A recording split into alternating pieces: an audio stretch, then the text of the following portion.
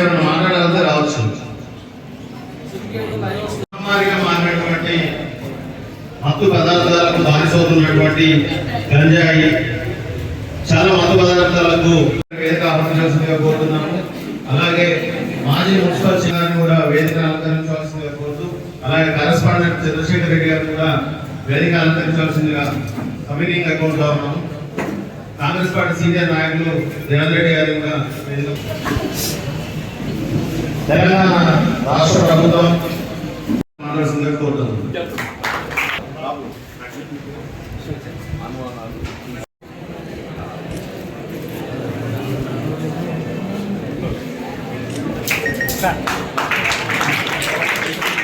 కార్యక్రమానికి సహకరించి poster release చేయాల్సిందిగా పెద్దలు జీవన్ రెడ్డి గారిని సవినీయంగా ఆహ్వానిస్తున్నాం సార్.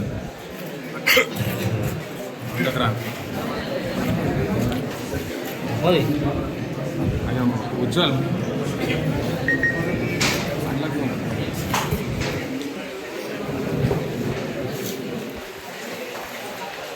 పర్సనల్ నాకు చిన్న వయసులో, ఎందుకంటే మీరు ఇప్పుడు చాలా మంది చిన్న పిల్లలు ఇప్పుడు ఇది ఎదుర్కోవచ్చు. ఒకప్పుడు జగిత్యాలలో మాకు ఏంటంటే ఎడ్యుకేషన్ వ్యవస్థలో కూడా ప్రైవేట్ కాలేజెస్ తక్కువగా ఉండేది. గవర్నమెంట్ కాలేజీలో సీట్స్ రావడం అనేది చాలా దారుణమైనటువంటి పరిస్థితి. 2002లో sir inter first year SK Anath college. ఆ టైంలో కూడా ఏమైందంటే బయట కలిస్తే ఒక మాస్ పీపుల్ అటువంటి పరిస్థితి మాకు ఎదురుగా ఉన్నటువంటి సిచ్యువేషన్ ఉండేది. ఆ సిచ్యువేషన్లో కూడా చాలా మంది యువత ఏంటంటే అప్పుడు మాస్ సినిమాలు వచ్చినాయి. ఆ సినిమాలు చూసి అందరూ ఏం చేసిన పిల్లలు అంటే సిగరెట్స్ ఆడడం అలవాటే. దానివల్ల ఏమైందంటే ఒక ప్యాషన్గా అలవాటైనటువంటిది ఒక వ్యసనంగా మారిపోయింది. దేవుని దగ్గర డ్రగ్స్ ఆడడం అలవాటు ఎవరు లేవు, కానీ ఆ సిగరెట్ వల్ల ఏమైందంటే చాలా మందికి క్యాన్సర్ రావడం జరిగింది. పెద్దలు జీవన్ రెడ్డి గారు 2015లో ఎమ్మెల్యేగా ఉన్నటువంటి సందర్భంలో తెలంగాణ రాష్ట్ర ప్రభుత్వం అప్పుడు డీహైడ్రేషన్ సెంటర్స్ అనేవి కూడా ఏర్పాటు చేయడం జరిగింది. చాలా మంది స్టూడెంట్స్ ఇంక్లూడ్ వేరే విలేజ్ నుంచి వచ్చినటువంటి పిల్లల్ని దాదాపుగా 250 మంది పిల్లల్ని ఏదో జీవన్ రెడ్డి గారి తరఫున మేము హైదరాబాద్ పంపించి చాలా మంది పిల్లలకు కూడా ఈ యొక్క దురాలోచన మానిపించడం అనేది నిజంగా మీ అందరి సమక్షంలో జీవన్ రెడ్డి గారికి ధన్యవాదాలు తెలియజేస్తున్నాను సార్. మీ భవిష్యత్తు ఇప్పుడు 20 ఏళ్ళు చదువుకుంటారు. 20 ఏళ్ళు మంచి చదువుకుంటేనే మీరు ఇంకా 80 ఏళ్ళు కష్టపడాల్సిన అవసరం ఉండకుండా మీరు మంచి జాబ్లో సెటిల్ అవుతారు. అలాంటిది ఈ ఇంటర్లో కానీ ఏదైనా చెడుదారులో వెళ్ళినట్టయితే 80 ఏళ్ళు నష్టపోతారు. ఆలోచించండి. అన్నిటికన్నా ముఖ్యంగా మీకు డ్రగ్స్ ఫ్రీ అనేది దానికి ముఖ్యంగా మీరందరూ కూడా ఇప్పుడు ఇంటర్ 10th దాకా ఎలాగో స్కూల్స్ వెళ్తారు, టీచర్స్ సర్వరంగా ఉంటారు. అదేవిధంగా ఇప్పుడు టీచర్స్ కానివ్వండి, అదేవిధంగా పేరెంట్స్, ముఖ్యంగా పేరెంట్స్ తల్లిదండ్రులకి అన్ని విషయాలు చెప్పాలి. ప్రతి ఒక్కరు కూడా ప్రతి వెళ్ళిన తర్వాత మీకు కాలేజ్ ఏంటండి మమ్మీ వాళ్ళకి ఓన్లీ ఫోన్గానే తెలియదు కూర్చోడగలదు. అమ్మ నాన్నలతో కనీసం గంట కన్నా మాట్లాడినట్టయితే మీలో ఉన్న అభిప్రాయాలు కూడా వాళ్ళకి తెలుస్తాయి. అదేవిధంగా పేరెంట్స్ అందరికీ కూడా మీరు ఏం చేస్తున్నారు అనేది ఖచ్చితంగా తెలిసి ఉండాలి. ఏం మాట్లాడారు, ఎలా ఉన్నారు, మీ ఫ్రెండ్స్ సర్కిల్ ఏంటిది అనేది ఖచ్చితంగా తెలిసి ఉండాలి. ఇప్పుడున్న జనరేషన్ లో పేరెంట్స్ కూడా ఇద్దరు జాబ్ చేసే వాళ్ళు ఉంటారు, కానీ అయినా కానీ గంట సమయం అన్నా మీకు కేటాయించాల్సిందిగా ఇండియా మీ పేరెంట్స్ అందరికీ కూడా కోరుకుంటారు. ఎందుకంటే ఉన్న లైఫ్ అనేది ఇప్పుడున్న జనరేషన్ లో ఇప్పుడు మీరు ఈ స్టెప్ ఒకటి ఈ 2-3 సంవత్సరాలు మాత్రమే జాగ్రత్తగా ఉన్నట్టయితే మీ లైఫ్ అనేది మీరు ముందుకు వెళ్ళగలుగుతారు. కాబట్టి మీ అందరికీ కూడా ఒకటే విషయం, మీరు ఖచ్చితంగా మీరు ఇంటికి వెళ్ళిన తర్వాత పేరెంట్స్ అన్ని షేర్ చేసుకునే విధంగా ఉండాలి, ఫ్రెండ్స్ లా ఉండాలి. ఎందుకంటే ఏదైనా ఒకటి రాసి పెట్టినట్లయితే మీరు చెప్పకపోయినట్టయితే వాళ్ళకి కూడా తెలియదు. ముఖ్యంగా ఫ్రెండ్స్ అందరికీ కన్నా పేరెంట్స్ కి అనేది నిజాలు తెలియాలి. మీరేం చేస్తున్నారు అనేది తెలిసినట్టయితే వాళ్ళు చెడుదారిలో వెళ్ళకుండా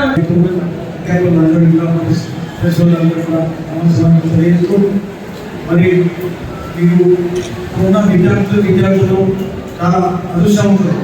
గతంలో మేము చదువుకునే రోజులలో ఓన్లీ ప్రభుత్వ పాఠశాలే ఉండేది. ఒకటే స్కూల్లో చదువుకున్నా అందులో 2000 మంది స్ట్రెంత్ ఉండే చదువు. ఇవాళ మీకు ప్రతి గల్లీగా ప్రైవేట్ పాఠశాల ఏర్పాటు చేసి నాణ్యమైన విద్య ఇస్తున్నాం. మీ తల్లిదండ్రులు కూడా పైసలకు ఎదురాడకుండా ఫీజులు కట్టైనా జరుగుతున్నాం ఒక ఉన్నతమైన స్థితికి రావడానికి వాళ్ళు ప్రయత్నిస్తున్నాం. మరి ఈ దగ్గు బారిన పడి ఎంతోమంది జీవితాలు లేకపోతున్నాయి. మరి గత ప్రభుత్వం టీఆర్ఎస్ గవర్నమెంట్లో రెండేళ్ళ కొత్తపడినా కానీ ఎలాంటి చర్యలు చేపట్టలేదు. కానీ ఇప్పుడు మన గౌరవ ముఖ్యమంత్రి రేవంత్ రెడ్డి గారు ఉత్పాదం ప్రతి పోలీస్ డిపార్ట్మెంట్ స్ట్రిక్ట్గా ఆదేశించి అలా ఎంత పెద్ద వారైనా కఠినమైన చర్యలు తీసుకోవాలని ఆదేశించడం జరిగింది. మరి మీరు ఎవరు కూడా దానికి బాధ్యత చాలా ప్రాణాంతకరమైన డ్రగ్లు దానికి మనం అలవాటు చేసుకుంటే మన జీవితాన్ని మొత్తం కోల్పోతాము. కాబట్టి దానికి మనం దూరంగా ఉండాలి. మనం తల్లిదండ్రులు ఎంతో కష్టపడి మనం చదివిస్తాము. వారి ఆశలు అయ్యేసరికి కూడా మనం ఉన్నత స్థాయికి భయంగా మనం ప్రయత్నం చేసి ముందుకెళ్ళాలని కోరుతూ ఈ కార్యక్రమంలో పాల్గొనే అవకాశం కల్పించిన వెంకటేష్ గారికి ధన్యవాదాలు తెలుసుకుంటున్నాను. జై హింద్. మారిపోయింది ప్రతి ఒక్కరికి. కరోనా వచ్చిన తర్వాత ప్రతి ఒక్కరి ఫోన్ వాడడం ఎక్కువైపోయింది. ఈ ఫోన్ వాడడం నుంచి అప్పటి నుంచి మీరందరూ అంటే మీరని కాదు మీలాగే స్టూడెంట్స్ చాలా మంది తప్పుతో పట్టడం జరుగుతుంది. మొన్న ఒక ఇన్సిడెంట్ జరిగింది. 9th క్లాస్ అబ్బాయి ఏం చేసినాడు అనేది మీ అందరికీ తెలుసు. ఇవాళ ఈ తల్లిదండ్రులు కానీ మా అమ్మాయి వాళ్ళ తల్లిదండ్రులు కానీ ఎంత ఇవాళ నరకం అనుభవిస్తున్నారు అనేది మీ అందరికీ తెలుసు. మరి ఇవన్నీ మనం ముందుకెళ్ళకుండా ఇట్లాంటి పనులతోని మనం మంచిగా ముందుకెళ్ళాలి. ఏదైనా మన భవిష్యత్తు మంచిగా ఉండాలని చెప్పేసి మీరు అందరూ అనుకుంటే మనం మంచిగా ముందుకెళ్ళగలుగుతాం. లేదు ఇదే జీవితం అని చెప్పేసి మీరు అనుకుంటే మన జీవితం ఇక్కడికే ఆగిపోతుంది. ఇక మనం ముందుకెళ్ళలేదు. ఈ డ్రగ్స్ అనేవి చాలా అంటే కొన్ని వేరియేషన్స్ ఉన్నాయి దీంట్లో. ఈ వేరియేషన్స్లో కొంతమందికి ఈ ఒకటే ఆనందంలో ఉండిపోవడం, ఒకటే మైకంలో ఉండిపోవడం, కొంతమందికి మత్తు అనేది ఈ నొప్పి అనేది తెలియకపోవడం, కొంతమంది ఏం చేస్తూ చంపుతున్నారు అనేది కూడా తెలియకపోవడం అనేది జరుగుతుంది. మరి మీ వల్ల మీ తల్లిదండ్రులు ఎంత బాధపడుతున్నారు అనేది దయచేసి తెలుసుకోవాలి. పిల్లలకు కొన్ని ఏమైనా ఇబ్బందులు ఉంటే తల్లిదండ్రులతో షేర్ చేసుకోవాలి. వాస్తవానికి షేర్ చేసుకుంటే తల్లిదండ్రులకు తెలుస్తుంది. జాబ్ చేసే పేరెంట్స్ వాస్తవానికి ఉన్నా కూడా వాళ్ళు పిల్లలకి 1 గంట 2 గంటలు కేటాయిస్తే వాళ్ళకి పిల్లలకి ఏముంది మనసులో, మరి పిల్లలు ఏమనుకుంటున్నారు అనేది తల్లిదండ్రులకు తెలుస్తుంది. మరి తల్లిదండ్రులు కూడా ఇవ్వాలి. పిల్లలు కూడా తల్లిదండ్రులు టైం తీసుకొని మీరు కూడా మీ అమ్మానాన్నలకు చెప్పుకుంటే మీ బాధ ఏదో వాళ్ళకి తెలుస్తుంది. అమ్మాయిలకు కానీ ఎక్కడైనా అబ్బాయిలతో ఏదైనా ప్రాబ్లం ఉంటే మీరు కూడా ఖచ్చితంగా పేరెంట్స్తో చెప్పుకోవాలి, టీచర్స్తో చెప్పుకోవాలి.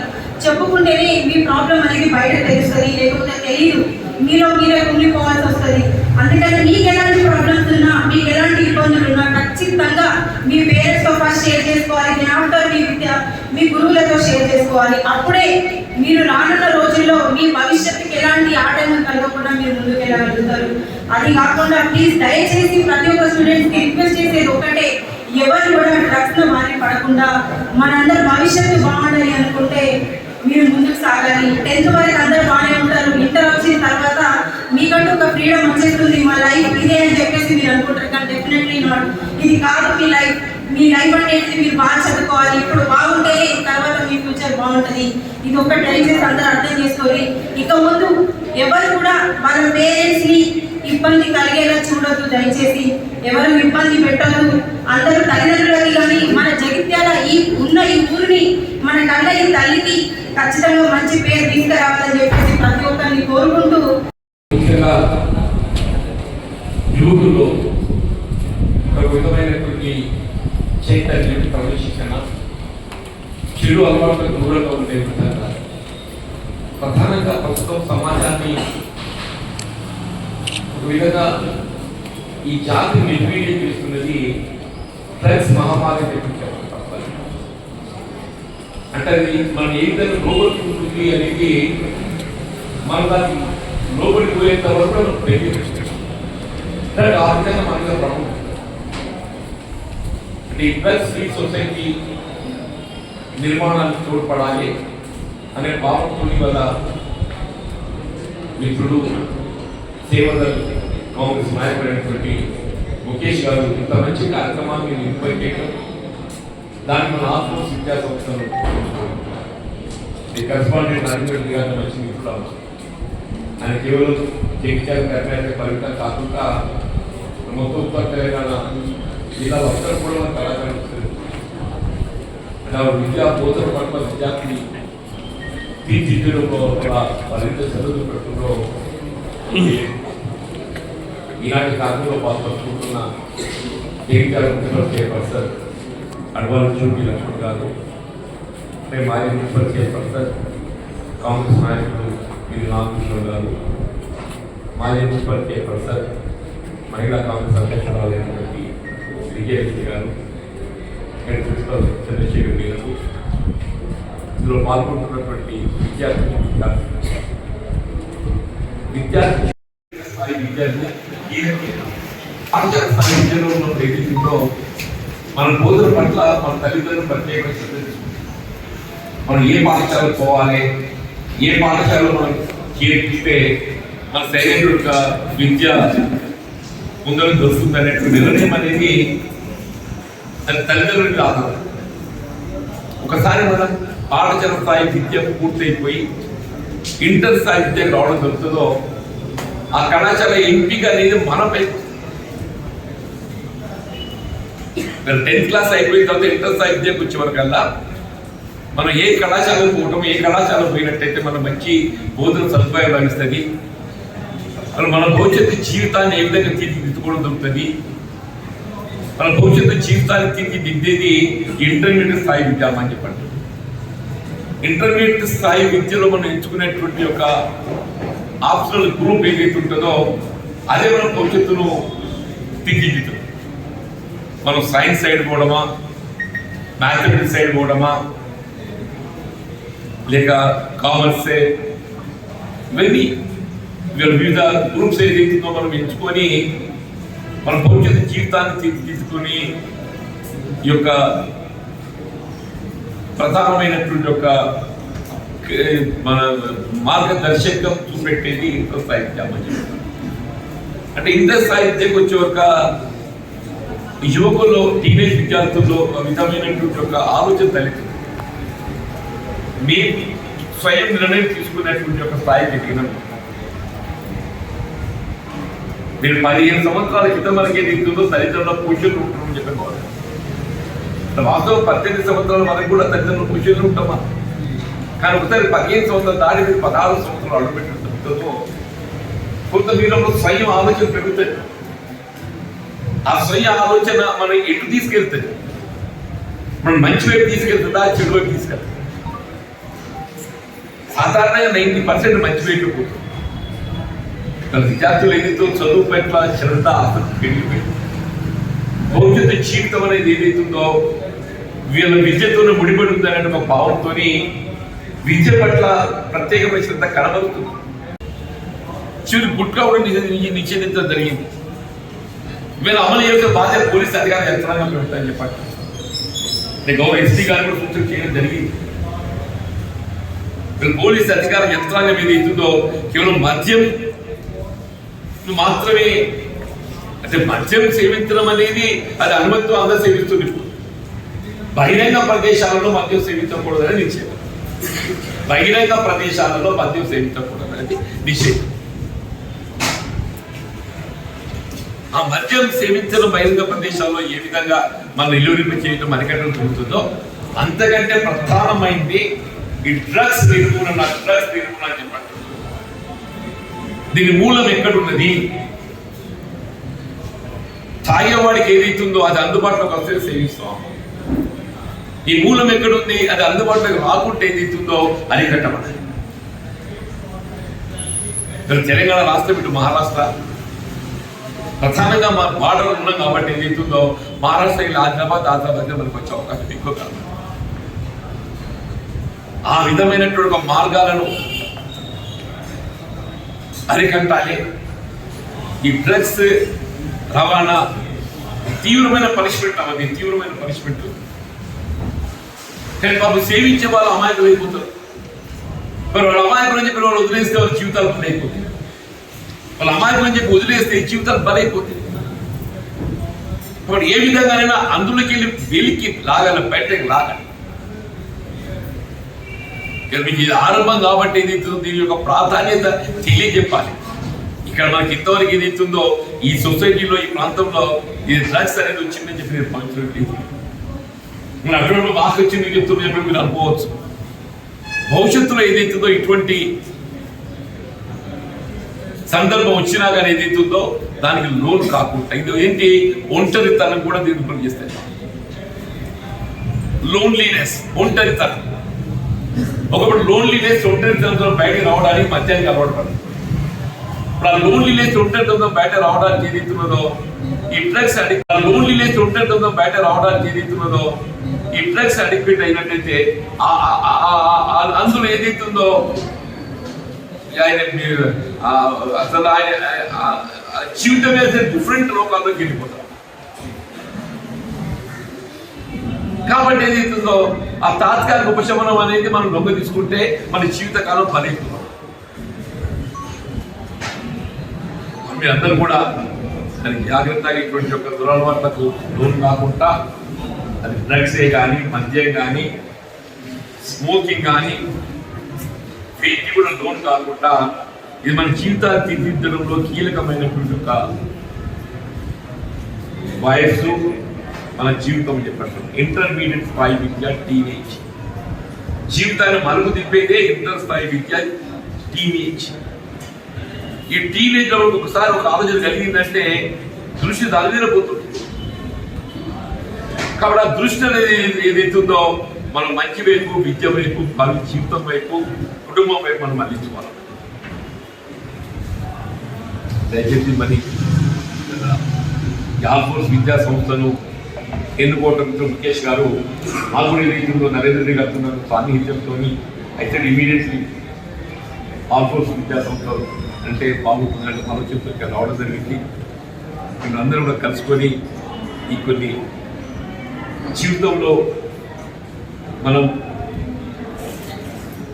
దూరంగా ఉండాలని భావించేది కొన్ని దగ్గరికి వచ్చి చెప్తాం ఇవి దూరంగా ఉండాలని కోరుకుంటాం అక్కడ వాటి గురించి జాగ్రత్తగా ఉండాలని చెప్పని మిమ్మల్ని ఒక విధంగా హెచ్చరిస్తుందని చెప్పండి చెప్పండి జాగ్రత్తగా ఉండాలి మీ భావం జీవితం పట్ల దృష్టి పెట్టండి విద్య పట్ల దృష్టి పెట్టండి కావాల్సినటువంటి ఒక భవిష్యత్తు తీర్చిదిద్దుకోబట్టడానికి కావాల్సిన సౌకర్యాలు ఏర్పాటు చేయాలి ప్రభుత్వం ఉద్యోగాల కల్పన సంబంధించి కూడా తెలుసు గత దశాబ్ద కాలం ఏ విధంగా ఉద్యోగాల కల్పనలో ప్రభుత్వం నిర్లక్ష్యం చేయడం జరిగిందో ఆ విధంగా కాకుండా ఉద్యోగాల కల్పనకు ప్రాధాన్యత ఇస్తూ ఇప్పుడు డిఎస్సి ఎగ్జామ్ నడుస్తున్నాము టీచింగ్ రిక్రూట్మెంట్ సంబంధించి ఎగ్జామ్స్ నడుస్తున్నాయి అంటే గ్రూప్స్ ఏదైతుందో గ్రూప్ మనం రిలీజ్ అయిపోయింది ఆల్ ప్రిపేరింగ్ ఫర్ బీయింగ్ అంటే మనకి దశాబ్ద కాలం క్రితం తెలంగాణ రాష్ట్రం వచ్చినప్పటికి వెళ్ళి గ్రూప్ 1 ఎగ్జామ్ కాలేదు గ్రూప్ 2 గ్రూప్ 3 ఉంది గ్రూప్ 2 కూడా సైమల్టేనియస్ వచ్చి ఉండే కానీ డిఎస్సి అపీర్ అయినటువంటి ఒక యువత ఏదైతుందో మేము మళ్ళీ దానికి ప్రిపేర్ కావాలి సర్వీస్ అయిపోవడం 2 మాసాలు మనం పొడిగించినట్లయితే వీటిని ప్రిపేర్ ఫర్ ఈవెన్ గ్రూప్ 2 అవుతుంటే పడడంతో మరి ప్రభుత్వం ఈ గ్రూప్ 2ను టిల్ డిసెంబర్ పోస్ట్పోన్ ఏదైనా ఈ సంవత్సర కాలంలో 2 లక్షల ఉద్యోగాలు భర్తీ చేయాలని సంకల్పంతో ప్రభుత్వం